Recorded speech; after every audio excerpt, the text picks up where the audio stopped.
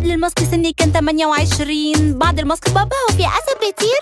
ايه الهالات السوداء انا مش عارفاه. كم مرة جبتي سيرم وكريمات من الاعلانات كمضاد لعلامات تقدم العمر واكتشفتي بعد لما جبتيه انه ما بيعملش اي حاجة؟ في الحلقة النهاردة هنتكلم على السيرم الوحيد المثبت علميا ان هو بيقلل علامات تقدم العمر. اعملوا سيف للفيديو ويلا بينا نبدأ. الريتينول من اهم المواد الفعالة اللي لازم تكون في الروتين بتاعك من بعد سن ال 25، مش بس عشان بنفقد فيها كولاجين، ولكن غير ان هو محفز للكولاجين هو فعلا مضاد لعلامات تقدم العمر وعلامات الوجه التعبيرية، وبيقي بنسبة كبيرة من التصبغات الشيخوخية.